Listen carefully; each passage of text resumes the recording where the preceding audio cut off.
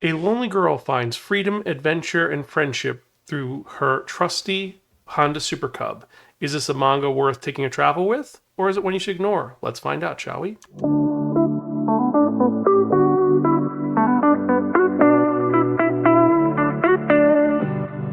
Hello and welcome to another episode of the Spark and Manga Review. I'm your host Zan, saying konnichiwa, aloha, buongiorno, and what's up?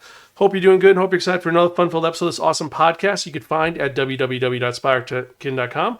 We're also on YouTube, Blue Skies, and various other social media sites. Just type in SPIRAKN. I'll guarantee you find us one way or the other. We're also on YouTube. And if you're watching on YouTube, remember to like, share, subscribe, click on that bell for notification for when we release new episodes or new things going on. Also, like thank everyone who's been checking out the Spirakin Book Club. Our last episode was amazing. We had a lot of fun doing that. And our next one has officially been announced. Our next title we're going to be talking about is The Picture of Dorian Gray by Oscar Wilde. Yes, that story about a man who is a portrait made that has some problems that we're going to be talking about at the end of the month, probably the 29th, 30th. I will give you more specs as the months come on. But you're not here to talk about that and listen about that. You're here to listen to me talk about manga.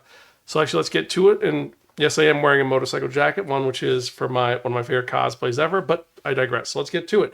Because if you remember from that last episode, I spun that one that only the Wheel of Manga, and Nick Dick down there reviewing a manga, well, that was written by Ton Koken, and it is called Super Cub. And this is a slice of life series that started as a web novel, then a light novel, then a manga series. There's an anime which had one season, and there is a spin-off manga as well involving one of the main characters. And this is a story of finding one's purpose when everything is against you, and more importantly, a story about finding something that you love and being passionate with it. This is a love letter to anyone who has owned a motorcycle. This gets motorcycle culture completely. And the premise of this is very simple. We have our main character, a young girl who has had a pretty rough bringing, and she finds something that brings her joy in life. But let's actually get to our main character. Her name is Koguma. We don't know her family name because something horrible has happened. See, a couple of weeks ago, her mom abandoned her. Her dad is dead, and her mom just left a letter saying, "See ya." And so she is all alone. Her school that she goes to says, "Listen, because you're a student, we'll take care of you. We have a scholarship program, so they'll pay your bills at your home and they'll cover your tuition, but you do need to get a part-time job in order to survive. But is there anyone you could talk to, anyone you could do?" And unfortunately for Koguma, she really has no one else. It's just her. And she doesn't have any hobbies. She has no interests. She has no friends. She just is there. So she just has to live.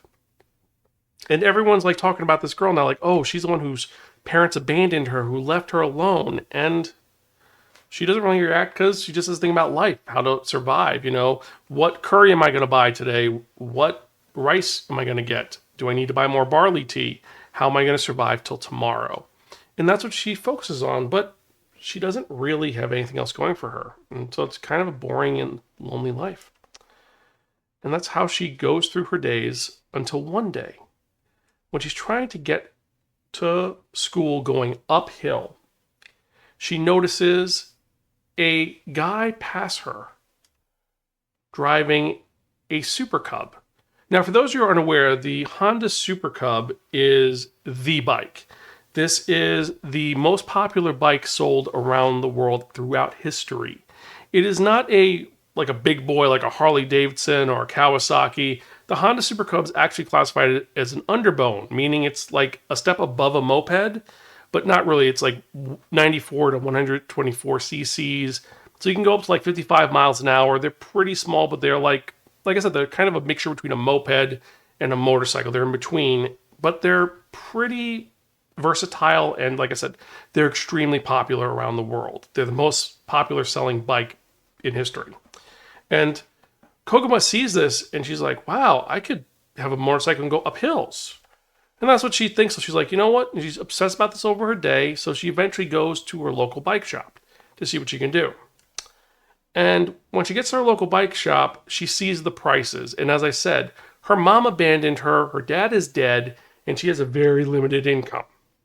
Like she has the money from the scholarship and whatever she saved. So she's pinching pennies. And on average, they're like 159,000 yen, or it's going to be like 1,500 give or take. So like so it's like $1,500, which is a lot of money. So, $1,500 is a lot of money for an item, and she can't afford that. Like I said, she's literally scrimping and saving. Her dinner is, I'm going to go to the local convenience store and I'll buy prepackaged curry and pre-made rice. So she's not really doing good. She doesn't know what she can do. And the owner of the motorcycle shop, Bear Motors, who doesn't really have a name, he ends up saying, I got a bike for you. And he pulls out this very pristine Honda Super Cub 50 that's used. And he's like, how about this one? I can try her out. And it's this very pretty, and I use pretty, but it's a very simple bike. But for her, it's something new, something different, something that she's intrigued by. And she immediately gets on it, starts her up, and immediately starts to ride her, and she is in love. But it's probably really, really expensive, right? No. The bike is $99 American. It's about 10,000 yen, give or take. So it's really cheap. And he's like, why is it cheap? Well, the last owner died on it. Well, the last 3 owners died on it. So it's kind of a cursed bike, but she is in love with this bike, so she's going to take it. Because this gives her freedom in life and the ability to move forward. And that's really cool. And it's something which it invigorates her and gives her a purpose. So she decides to buy it because, like I said, it's only $99. That's not bad. So she ends up buying it, but in order to buy it, she needs a license. So she ends up going through getting her motorcycle license, Class B license, and then she picks up the bike. Unfortunately, she can't leave without a helmet and gloves, but he's got a promo going on. A new company is making new helmets and gloves, and he gives it to her. She's like, how many people has these gloves killed? It's like, no, it's promotion. Here you go. And when you're ready for your tune-up, come here. We'll take care of it. And she has her bike. And this is what the series is about, her and her Super Cub, her best friend, and the way that it opens up the world for her. Because before, all she would do is go to school, come home. And then, now she has things to do, places to go. She can go places she's never been before. Maybe it's she decides instead of going to school, she's going to make a right turn and go to the store. Or maybe she can't sleep, so she'll have an adventure. And as she moves forward, more importantly than that, she also finds out more about herself and other people as well, because there are other motorheads who see she has a Super Cub and they're Cub heads. She gets a new friend, a girl in her school who is someone named Reiko, who's obsessed with Super Cubs. She owns tons of them. She owns a restored MD-90 Super Cub, which is more of a one used for mail, like postal service. And she ends up getting another one. Then she meets another girl who's into Super Cubs because she wants to be friends with them. So this opens up her world completely. And it's just a slice of life of her and her motorcycle. And like I said, this is motorcycle culture completely. This deals with all those little elements. Like, for example, you have the fact that the first thing happens is she runs out of gas. So what do you do when you run out of gas? You have to push it all the way? No. There actually is a reserve tank. And it shows you how to do that. Or when she hits her first flat tire. Or her going on her first trip. It's invigorating and unique. Like, I keep saying unique, but I don't mean unique. It's a rare series where you have something like this where it is just so engaging that you want to read more. And I've got to say, Super Cub is one of these ones which is that great. The art is so relaxed.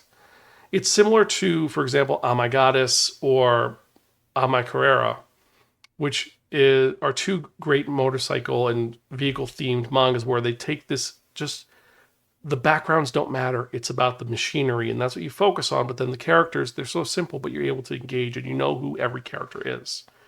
And most of them don't have names. I mean, like, you have Reika, you have She, who is her friend, and She's family. But then just it's our main character. Literally, her name is Little Bear Cub, Kaguma.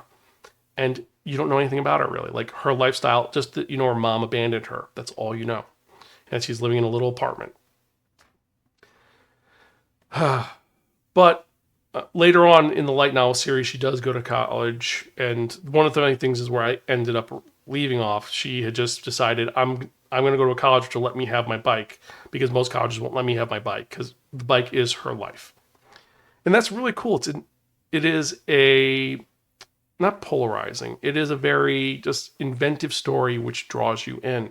But it is slow paced. It is, like I said, each chapter is just her like, oh, here's her with a motorcycle. Here's her making a bag for her helmet. Here's her making a friend. Here's her trying to scale Mount Fuji. A lot happens. Or the best one, she's supposed to go on a school trip, which she's really excited about. She gets sick. So she misses it when they're traveling down there, but she gets better the next day. It's taking them 2 days to get to their location. So she decides to take her Super Cub on a road trip to this place to meet them there. And it's just, you're rooting for Koguma the entire time. You're rooting for her the whole way. That's really, really beautiful. And that part's great. The artwork is good. Story's great. Now, where are the problems with this? There's one major problem. This was never released commercially in the United States. The anime was released on Crunchyroll, which you can watch.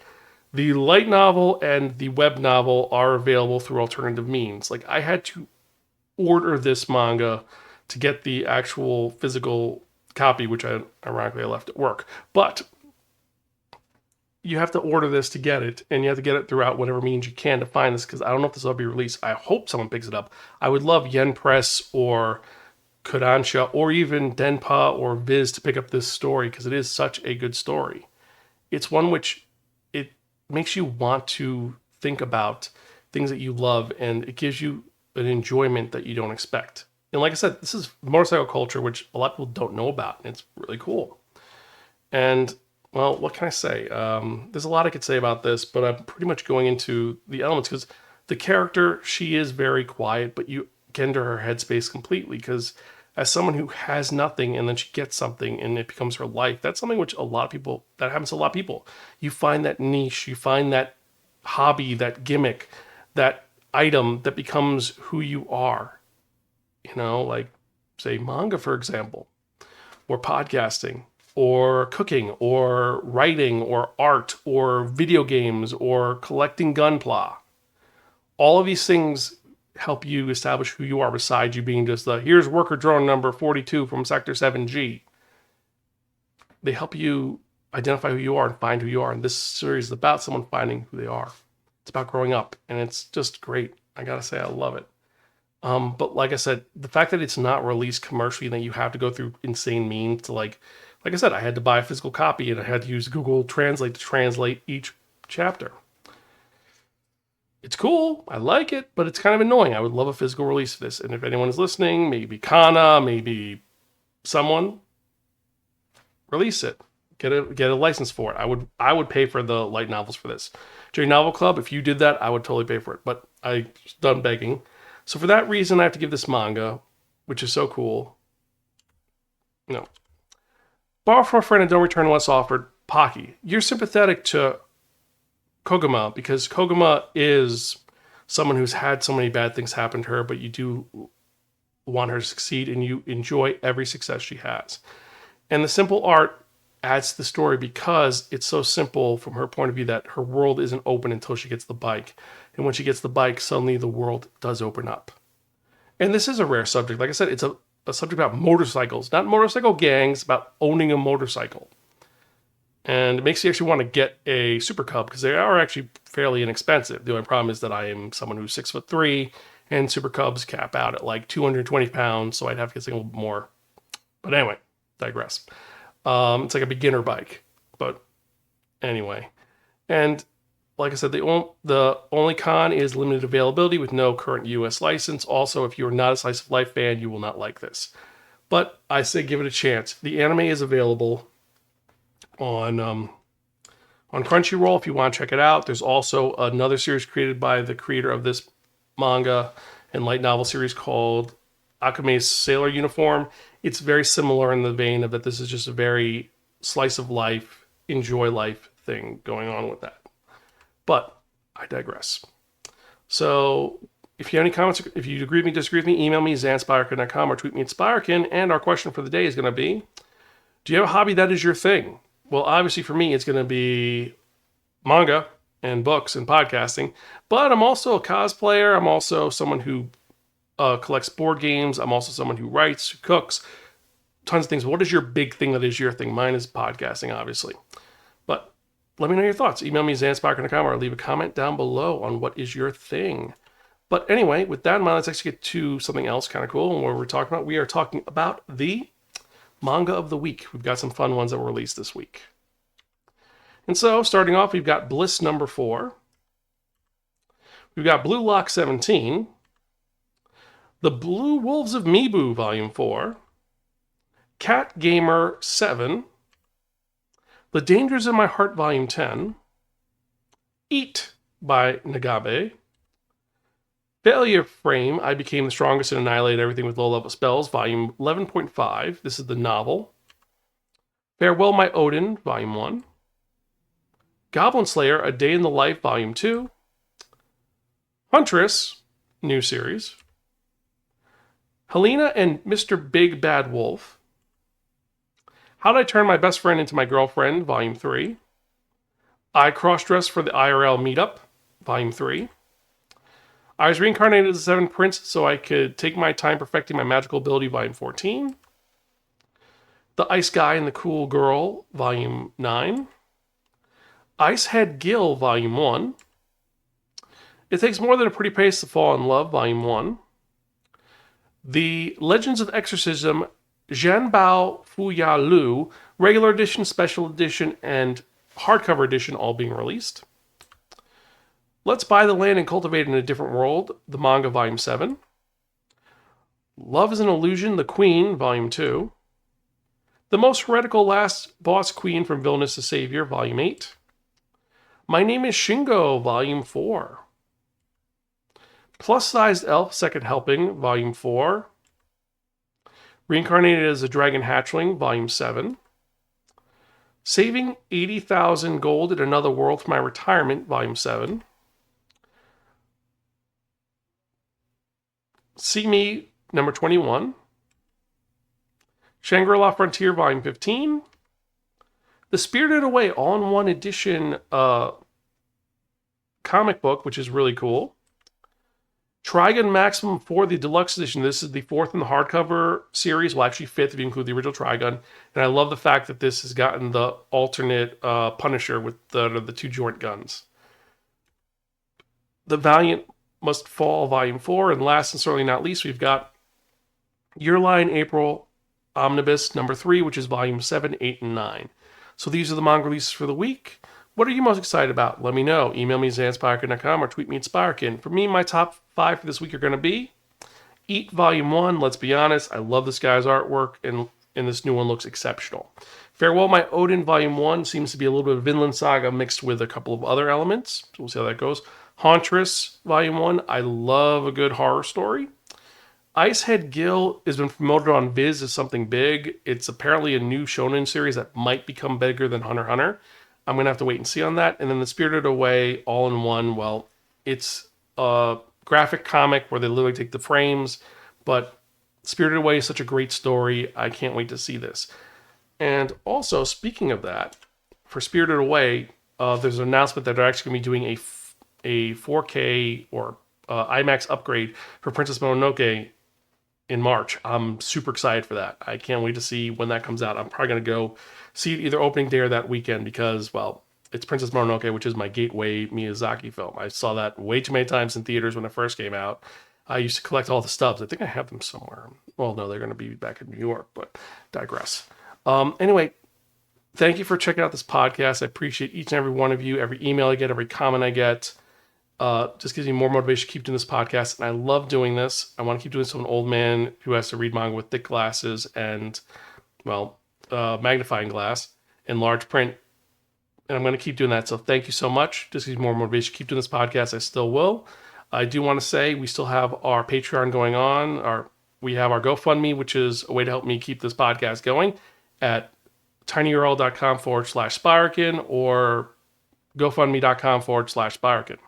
There you can find out more information about what's going on. I have tons of different tiers for rewards. The coolest one right now is going to be, we have our sort of behind the scenes stuff and a couple of unreleased podcasts that only people who have been Patreon members or people who are GoFundMe members can get a hold of. I will say the one of me doing the how to do my background images is hysterical and kind of sad as all, because I had a lot of cursing in that episode. But definitely, if you can, anything you could do, would appreciate it. If you want to just leave a thumbs up or promote it or even $1, help. Anyway, with that in mind, let's get to the part that you have all been waiting for. And what am I talking about? I am talking about that one, that only, the Wheel of Manga! Yes, friends, the Wheel of Manga, except no substitute. Now, what is the Wheel of Manga? The Wheel of Manga is a Wheel of Fortune with 10 slots on it. What I've done is I've assigned manga to each of the 10 slots. So what we're going to do is we're going to spin the wheel. Whatever number it lands on the manga that's in that spot is what I'm going to review in the next episode of the Spiraken Manga Review, episode 581. Can you believe it? 581 episodes I've been doing this podcast. I'm going to keep going as long as I can. So let's spin and see what we're going to review the next episode, shall we?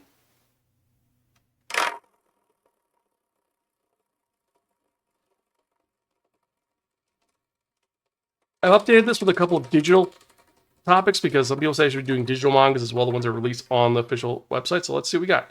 Oh, number 7, Icehead Gill.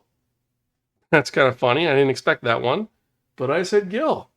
So this one, like I said, it's supposedly the next big thing next to Hunter x Hunter. Is it going to be as good? I don't know. We're going to find out. But anyway, as usual, I am your host, Zan. I am Gonzville. Catch you guys next time. Remember to like, share, and subscribe, and keep reading manga. I'll see you later.